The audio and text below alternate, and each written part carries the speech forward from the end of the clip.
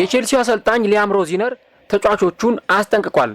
ከዚህ በኋላ አላስፈላጊ ሸርተቴዎችን በተጫዋቾች ላይ የሚያደርግ እንዲሁ ደግሞ ከዳኛ ጋር ሰጣ ገባ ውስጥ በመግባት እየተከራከረ ቢጫ ካርድና ቀይ ካርድ የሚመለከት የቼልሲ ተጫዋች ካለ አሰልጣኙ እኔን አያድርገኝ ሲል ተጫዋቾቹ ላይ ጠንከር ያሉ ቃላቶችን ሰንዝሯል።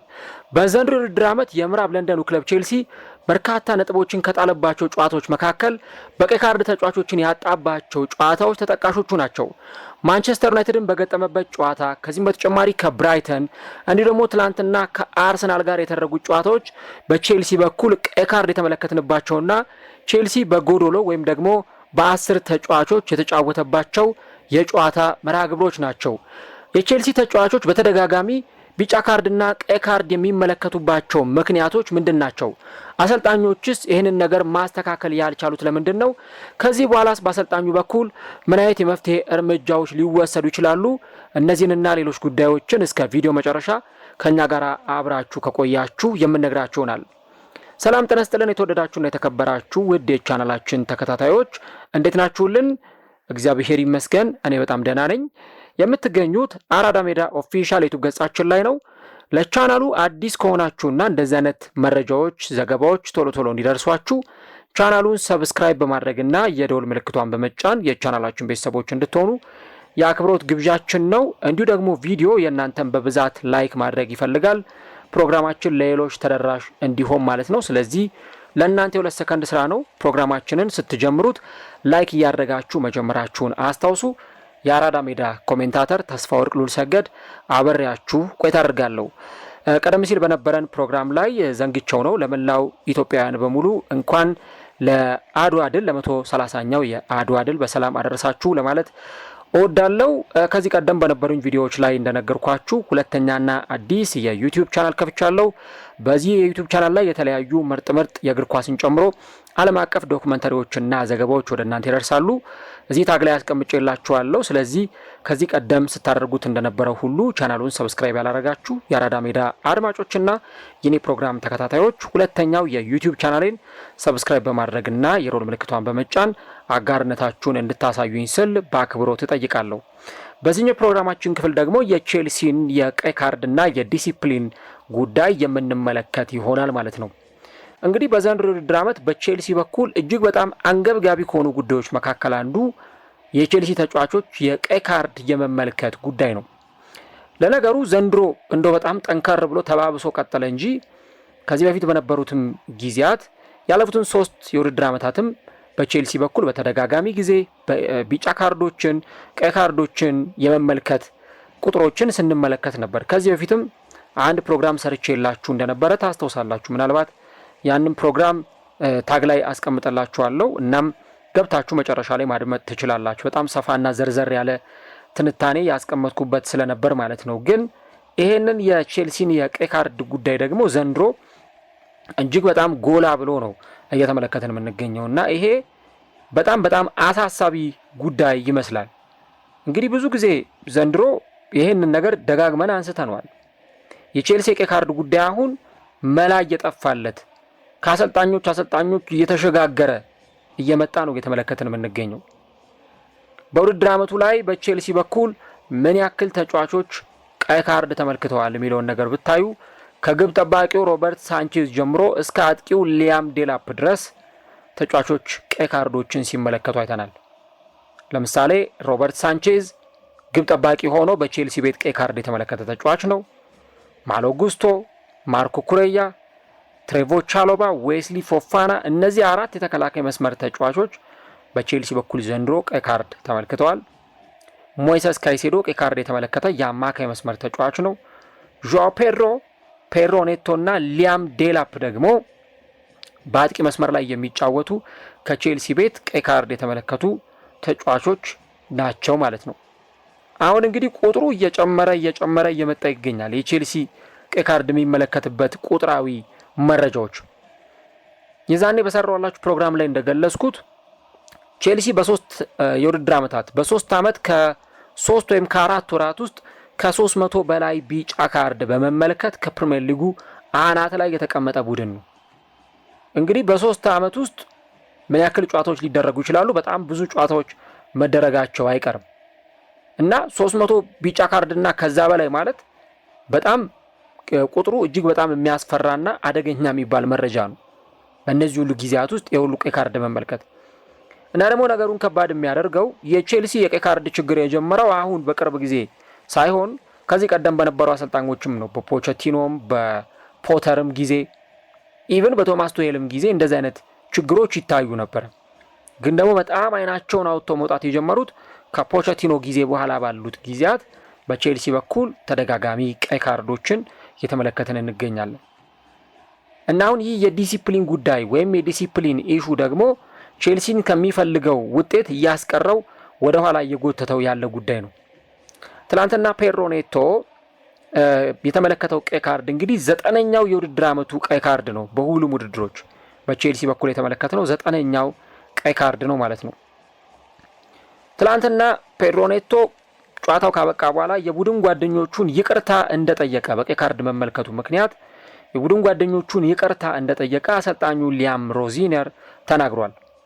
ነገር ግን ብዙ ሰዎች የተለያዩ መከራከሪያዎችን ሲያቀርቡ ነበረ። ተጫዋቹ ቢጫ ካርድ እንኳን መመልከቱን ረስቶት ነበረ።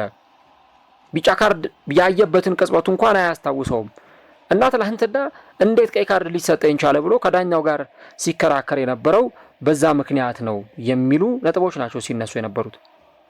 ተጫዋቹ እንግዲህ 2 ቢጫ ካርዶችን በ4 ደቂቃዎች ውስጥ ነው ትላንትና እየተመለከተው ማለት ነው።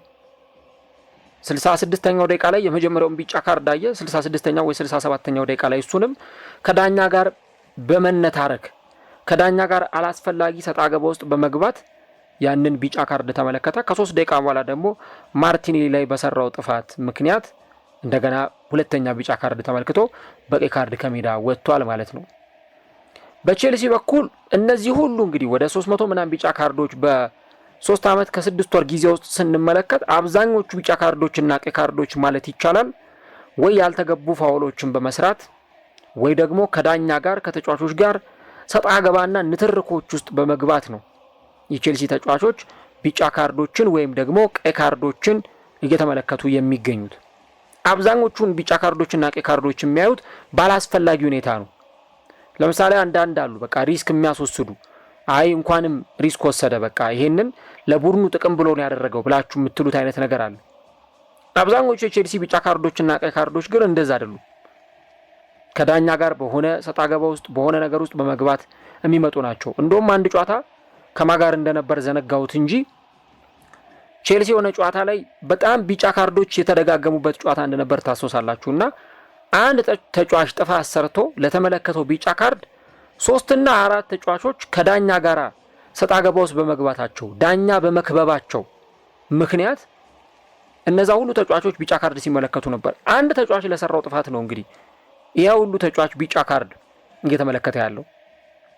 ምናልባት በፊት ቢሆን ኖሮ ዳኞች ብዙም እንደዚህ አይነት ነገር ላይ ንቁ ላይሆኑ ይችሉ ነበረ፣ ዳኞችን እየሄዱ ተጫዋቾች በማናገራቸው ጉዳይ ዙሪያ። አሁን ግን በእግር ኳሱ በኩል አንድ ጠንከር ያለ ሕግ ወጥቷል። ይኸውም ዳኛን ማናገር የሚችለው የቡድኑ ካፕቴን ብቻ ነው፣ የቡድኑ አምበል ብቻ ነው ሄዶ ዳኛውን ማናገር የሚችለው። የሆነ ቅሬታ መናገር የሚፈልገው ነገር ካለ ወይም ደስተኛ ያላደረገው የዳኝነት ውሳኔ ካለ ሄዶ ዳኛውን ኮንፍሮንት ማድረግ የሚችለው የቡድኑ ካፕቴን ወይም የቡድኑ አምበል ብቻ ነው። ከቡድኑ አምበል በስተቀር የትኛውም ተጫዋች ሄዶ ዳኛ የሚከብ ከሆነ ወይ ዳኛ ላይ የሚጮህ ከሆነ ያለምንም ጥርጥር ቀይ ካርድ ሊመለከት ይችላል። ዘንድሮ ኤንዞ ማሬስካ ራሳቸው ሳይቀሩ ቀይ ካርድ ሲመለከቱ ነበር። እና ለምሳሌ ድሮ በኢትዮጵያ እግር ኳስ አንድ በጣም የሚነሳ የነበረው ትልቁ ጥያቄ ይሄ ተጫዋቾች ዳኛ የሚያዋክቡት ነገር ነው። እና ይህ አመላቸው ይህ ልምዳቸው አፍሪካ ዋንጫ ላይ ተከትሏቸው ሄዶ የኢትዮጵያ ብሔራዊ ቡድን ባደረጋቸው ጨዋታዎች የቀይ ካርድ ሰለባ ሲሆን ስንመለከት ነበር፣ የቢጫ ካርዶች ሰለባ ሲሆን ስንመለከት ነበር። እና የዳኛ ውሳኔ አይቀለበስም በእንዲህ አይነት ሁኔታ። ዳኛ በመክበብ ሄዶ ዳኛ ላይ በመጮህ ወይ ደግሞ ኃይለ ቃላትን በመናገር ንዴትን በመግለጽ የሚቀየር ነገር የለም። መቀየር ካለበት ቫር ይታያል። ቫር ከታየ በኋላ ስህተቱ ትክክል ካልነበረ ዳኛው ያንን ነገር ውሳኔውን ይቀለብሳል። ከዛ በስተቀር ግን ዳኛ ሄዶ በማናገር ወይ ደግሞ ያንን አይነት ውዝግብ በመፍጠር የሚመጣ ምንም አይነት ለውጥ አይኖርም። ያንን ነገር ተጫዋቾች በደንብ መገንዘብ ይጠበቅባቸዋል። አሁን የቼልሲ ተጫዋቾች ቀይ ካርድ ሲመለከቱ ሁለት አይነት ጉዳት በቼልሲ በኩል እንመለከታለን። ሁለት አይነት ጉዳቶች አሉት። አንደኛው ምንድነው? በጨዋታው ላይ ያለህን ሞመንተም ያጠፋብሃል። ትናንትና እንግዲህ ቼልሲ በ10 ተጫዋች ምን ያክል አርሰናልን እንደፈተነው ተመልክታችኋል። በ10 ተጫዋች ምን ያክል ለአርሰናል አደገኛ ቡድን እንደነበር አይታችኋል። በ11 ተጫዋች ደግሞ ቢጫወት ኖሮ ብላችሁ አስቡት ምን ሊፈጠር እንደሚችል። ቼልሲ በጨዋታው ላይ ነጥብ ይዞ ሊወጣ የሚችልበት እድል በጣም ሰፊ ነበር። ስለዚህ እንደዚህ አይነት አላስፈላጊ ቀይ ካርዶችን መመልከት የጨዋታ ሞመንተሞችን ሙሉ ለሙሉ የሚረብሽ ነው። ዘንድሮ ቼልሲ በብራይተን ሲሸነፍ፣ በማንቸስተር ዩናይትድ ሲሸነፍ፣ ትላንትና እንደዚሁ በአርሰናል ሲሸነፍ፣ ሌሎቹንም ጨዋታዎች ብጠቅሱ ጥሩ በነበረበት ፎርም እየጀመረ ያለ የሆነ ተጫዋች ቀይ ካርድ ይመለከታል። ከዛ በኋላ ያ ሞመንተም ሙሉ ለሙሉ ፍርስርስ ሲል ትመለከቱታላችሁ። ስለዚህ በ10 ተጫዋች መጫወት በጣም አስቸጋሪ ነው። 11 ለ11 እያለ የምታሳየውን ፐርፎርማንስ 10 ለ11 ሆነ ማሳየት በጣም ይከብዳል። ስለዚህ አንድ በኒውሜሪካል አድቫንቴጅ ረገድ የቡድኑን ሞመንተም ዝቅ የሚያደርግ የአሰልጣኙን ፕላን የሚያበላሽ ነገር ነው የተጫዋች በቀይ ካርድ መውጣት። ኤንዞ ማሬስካ በማንቸስተር ዩናይትድ ሲሸነፉ ልክ ሳንቼዝ ቀይ ካርድ ሲመለከት ወዲያውኑ ነው በቃ ጥሩ የማጥቃት አቅም የሆኑ ተጫዋቾችን እየቀየሩ ያስወጡት። ምክንያቱም ወደ ፕላን ቢ ነው የሚዞሩት፣ ጥንቃቄን ነው የሚመርጡት እና ያ በጣም ትልቁ ዋጋ የሚያስከፍል ጉዳይ ይሆናል የተጫዋቾች ቀይ ካርድ መመልከት። ሁለተኛው ደግሞ ተጫዋቾች በእንዲህ ያለው ሁኔታ ቀይ ካርድ የሚመለከቱ ከሆነ ሌላውና አስቸጋሪ የሚሆነው ነገር ለቀጣዩ ጨዋታ ያንን ተጫዋች አታገኙትም። ለምሳሌ ፎፋና የባለፈው የበርንሌ ጨዋታ ላይ አላስፈላጊ የሚባል ታክል ነው የገባው። በቃ አስፈላጊ አይደለም። አሁን ያን ኳስ ኢንተርሴፕት ለማድረግ የሄደበት መንገድ ያን ያለ አግሬሲቭ መሆን አልነበረበትም። ፎፋና በዛ ጨዋታ ላይ ቀይ ካርድ ተመለከተ። የትላንትናው ጨዋታ አመለጠው ማለት ነው። አንዱ ጉዳት ነው። አሁን ትላንት ፔድሮ ኔቶ ቀይ ካርድ ተመለከተ። ቀጣይ ካስቶን ቪላ ጋር እናየው። ለዛ ጨዋታ ብቻ ሳይሆን ደግሞ ለቀጣዩም ጨዋታ ቡድኑን የሚያገለግል ጥሩ ጠቀሜታ ያለው ተጫዋች በቀጣዩ ጨዋታ ላይ አቬለብል ሆኖ አይገኝም ማለት ነው። ስለዚህ እንዲህ አይነት ነገሮችን የሚያሳጣ ነገር በመሆኑ ምክንያት የተጫዋቾች ቢጫ ካርድና ቀይ ካርድ መመልከት ትልቅ ትኩረት ሊሰጠው የሚገባ ጉዳይ ነው። እንግዲህ ኤንዞ ማሬስካ ከዚህ በፊትም ሞክረውታል። ተጫዋቾቻቸውን አስጠንቅቀዋል። ከዚህ በኋላ ቀይ ካርድ የሚመለከት ተጫዋች ካየው፣ አላስፈላጊ የሆነ ቀይ ካርድ የሚያይ ተጫዋች ካየው አልታገሰውም ብለው ነበረ። ግን ደግሞ ያ ነገር አልሰራም። አሁን ደግሞ ሊያም ሮዚነር የትላንትናው ጨዋታ ካለቀ በኋላ መልበሻ ክፍል ውስጥ ተጫዋቾቹን በእንዲህ አይነት ሁኔታ እንዳስጠነቀቃቸው ነው በርካቶች የተናገሩት። ከዚህ በኋላ አላስፈላጊ ጥፋት የሚሰራ አላስፈላጊ ሸርተቴ አሉ። አስፈላጊ የምትሏቸው ታክሎች፣ አስፈላጊ የምትሏቸው ሸርተቴዎች አሉ። ለምሳሌ በየክለቡ ብታዩ ምርጥ የተከላካይ አማካይ ተጫዋቾች አሉ። ግን ብዙ ጊዜ ቀይ ካርድ ሲያዩ አታዩ። ለምሳሌ ሊቨርፑል ቤት ራያን ግራቨንበር እንደሱ ታክል የሚወርድ እንደሱ ተጫዋቾችን የሚያስጥል ተጫዋች ሊቨርፑል ቤት የለም። ግን ቀይ ካርድ እሱ ሲመለከት በተደጋጋሚ እናያለን ወይ? ማንቸስተር ሲቲ ቤት ሮድሪ ወይ ቲዣኒ ራይንደርስ ያንን ሲያደርጉት እናያለን ወይ? ማርቲን ዙቢሜንዲ በአርሰናል ያው እስካሁን አንድ ቀይ ካርድ አልተመለከተም። ከ40 በላይ ጨዋታዎችን በአርሰናል መለያ አድርጎ ማለት ነው። እና እነዛ ነገሮች እንዴት ሊሆኑ ቻሉ? እኛ ጋር ብቻ ለምን የዲሲፕሊን ክፍተት ሊኖር ቻለ የሚለው ነገር በጣም ትልቁ ሊሰመርበት የሚገባው ጉዳይ ነውና አላስፈላጊ ሸርተቴ ተጫዋች ላይ የሚወርድ አላስፈላጊ የሆኑ ንትርክ ከዳኛ ጋር ወይ ከተቃራኒ ቡድን ተጫዋች ጋር አላስፈላጊ ንትርክ ውስጥ የሚገባ ተጫዋች ካለ ከዚህ በኋላ አልታገስም ብሏል አሰልጣኙ ሊያም ሮዚነር። እና ትላንት ፔድሮ ኔቶ የቡድን ጓደኞቹን ይቅርታ ጠይቋል የሚል ሀሳቡን የሰጠው አሰልጣኙ ረቡዕ በሚኖረን ጨዋታ ላይ ተጫዋቹን አናገኘውም፣ ነገር ግን ደግሞ ይህንን ባህሪ ሳይሆን ይህንን ጠባዩን እንዲያሻሽል እንፈልጋለን። ይሄ የፔድሮ ኔቶ ጉዳይ ብቻ አይደለም። ይሄ አሁንም ተጫዋቾች ካርድ የሚመለከቱበት መንገድ የቡድናችንን አጠቃላይ የዲሲፕሊን ጉዳይ በደንብ ቁልጭ አድርጎ የሚያሳይ ነውና አላስፈላጊ የሆኑ ካርዶችን አላስፈላጊ የሆኑ ጥፋቶችን መቅረፍ ይኖርብናል የሚል ሀሳብ ነው አሰልጣኙ የሰጠው። እና የቡድን ዲሲፕሊን እጅግ በጣም መሰረታዊ ነገር ነው። ቡድኖች እንዲያሸንፉ 3 ነጥብ ይዘው እንዲወጡ የማድረግ አቅሙ በጣም ከፍተኛ ነውና ትላንትና እንግዲህ ሊያም ሮዚነር ከዚህ የፔድሮ ኔቶ ቀይ ካርድ በኋላ እንዲህ አይነት ተጫዋቾችን በፍጹም እንደማይታገስ ጭምር ነው የተናገረው። ምን ያክል ይሰራለታል፣ ምን ያክል ያስኬደዋል የሚለው ነገር እንግዲህ ትልቁ መሰረታዊ ነገር ነው። እስካሁን ድረስ ቼልሲ በእነዚህ በተጫዋቾች በቀይ ካርድ በመውጣታቸው ምክንያት ምን ያክል ዋጋ ሲከፍል እንደነበር፣ ምን ያክል ቡድኑ ሰፈር ሲያደርግ እንደነበረ ቀደም ሲል የጠቀስናቸውን ጨምሮ እናንተም ሌሎች ጨዋታዎችን ታስታውሳላችሁ። በእነዛ ጨዋታዎች ላይ ተመልክተናል። ያ መጨረሻ ላይ የመጣው አውትካም ቼልሲ በእንዲህ አይነት መንገድ ጥሩ የሆነ ፐርፎርማንስ እያሳየ ያለ ተጫዋቾች ቀይ ካርድ ሲመለከቱ የቡድኑን ሞመንተም ሙሉ ለሙሉ የሚያወርደው ይሆናል ማለት ነው። ስለዚህ እንግዲህ የቼልሲ አንዱ የውድድር ዓመቱ ትልቁ እንቅፋት የሆነው በዚህ ዓመት ብቻ ሳይሆን ከዚህ ቀደም በነበሩት ጊዜያት አንዱ የዚህ ቡድን ክፍተት የነበረው የተጫዋቾች የዲሲፕሊን ጉዳይ ነው። አሰልጣኙ ለዚህ ምን አይነት መፍትሄ ይፈልግለታል? ይህንን ማስጠንቀቂያ መስጠቱ በተጫዋቾቹ በኩል በቀጣይ ተግባራዊ ተደርጎ ተጫዋቾች ውስጥ ይህንን የዲሲፕሊን ችግር ያሻሽሉታል። ምክንያቱም እኔ አንድ ተጫዋች ቢጫ ካርድ የሚመለከት ከሆነ አሰልጣኙ ያን ተጫዋች ቀይሮ ሊያስወጣ ይችላል። ከዛ በመቀጠል ግን ተጫዋቾቹ ራሳቸው ደግሞ መጠንቀቅ ይኖርባቸዋል። እንደውም ከዚህ በፊት አሰልጣኝ ጆዜ ሞሪኖ በኢንተር ሚላን በሚያሰለጥሩበት ጊዜ ከማሪዮ ባሎቴሊ ጋር ስለነበራቸው አንድ ትውስታ ይናገራሉ። ምን ያክል ማሪዮ ባሎቴሊ እጅግ በጣም አስቸጋሪ ተጫዋች እንደነበረ፣ ምን ያክል በኬሪየሩ ላይ አስቸጋሪ የሆነ ጸባይ ያለው ተጫዋች እንደነበረ አሰልጣኙ ሲናገሩ ታስታውሳላችሁ። እና ያንን ነገር እሳቸው ሲናገሩ በቃ እንዲህ አይነት ተጫዋቾችን መክራችሁ የምትመልሷቸው አይደሉም፣ ወይ ደግሞ መክራችሁ የምታስተካክሏቸው አይደሉም። በቃ ባህሪያቸውን ለመግራት እጅግ በጣም አስቸጋሪ ናቸው የሚል አይነት ሀሳብን ነው እሳቸውም የተናገሩትና ያንን አስተያየት ሲሰጡ እንደውም እየሳቁ ነበረ የተናገሩት። በቃ ምክንያቱም እዛ ካዛን ጨዋታ ላይ የነበራቸው ያጋጠማቸው ነገር አሰልጣኙ በህይወታቸው ካጋጠማቸው ነገር በጣም የማይረሳው መሆኑን ነው አሰልጣኙ የተናገሩት። እና እሳቸው እንደውም ስለዚህ ጉዳይ ሲናገሩ ሳሙኤል ኤቶ አልነበረኝም፣ ዲዮጎ ሚሊቶ አልነበሩኝም፣ የፊት መስመር ተጫዋቾቼ ጉዳት ላይ ነበሩ። ስለዚህ ብቸኛ መጠቀም የምችለው ማሪዮ ባሎቴሊን ብቻ ነበረ አሉ ከሩቢን ካዛን ጋር በነበራቸው የቻምፒየንስ ሊግ ጨዋታ ላይ። እና ተጫዋቹ 42ኛው ደቂቃ ላይ ቢጫ ካርድ ተመለከተና መልበሻ ክፍል ውስጥ ከገባን በኋላ ከነበሩኝ 15 የረፍት ደቂቃዎች 14ቱን ደቂቃዎች ያቃጠልኩት ማሪዮ ባሎቴሊን በመምከር ነው።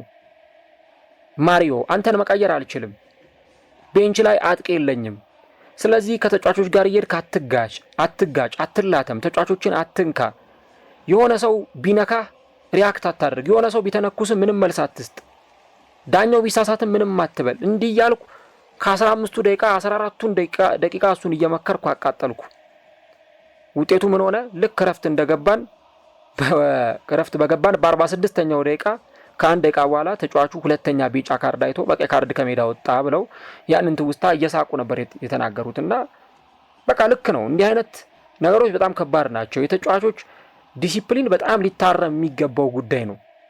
ተጫዋቾች በዲሲፕሊን ሲቆዩ ነው ውጤት ይዘህ የምትወጣበት አንዱ መንገድ ሊሆን የሚችለውና እንግዲህ አንድ ተጫዋች ቢጫ ካርድ እንዳለበት እያወቀ በጣም ተጠንቅቆ ነው መጫወት ያለበት። ተጫዋች ላለመንካት ወይ ተጫዋች ላይ ፋውል ላለመስራት መጠንቀቅ አለበት። ትናንት በእርግጥ ፔድሮ ኔቶ ቢጫ ካርድ መመልከቱንም አላወቀም ነበረ የሚሉ አንዳንድ ሀሳቦችን ሳይ ነበረ። ዞሮ ግን በጣም ሊስተካከል የሚገባው ትልቅ ጉዳይ ይመስለኛል። እናንተ ስለዚህ ጉዳይ ምን ሀሳብ አላችሁ? የቼልሲን የቀይ ካርድ ጉዳይ በተመለከተ ችግሩ የማን ነው? የአሰልጣኙ ማኔጅመንት ነው? የተጫዋቾቹ ነው? ወይስ በአጠቃላይ እንደ ቡድን ያላቸው መዋቅር ነው ለእንዲህ አይነቱ ነገር የዳረጋቸው የሚለውን ኮሜንት ላይ የገባችሁ ሀሳቦቻችሁን ጻፉልን። እንግዲህ ደግሞ በቀጣይም ጨዋታ ላይ ፔድሮ ኔቶን አያገኝም ክለቡ። ነገር ግን ከዚህ በኋላ ቻምፒየንስ ሊግ ላይ፣ ፕሪሚየር ሊግ ላይ እና ኤፍኤ ካፕ ላይ በሚኖሩት ውድድሮች ላይ ቼልሲ በዋነኝነት ሊያስተካክል የሚገባው አንዱና ትልቁ ነገር የዚህ የቢጫ ካርድና የቀይ ካርድ የዲሲፕሊን ጉዳይ መሆኑ በደንብ ሊሰመርበት የሚገባ ጉዳይ ነው ማለት ነው።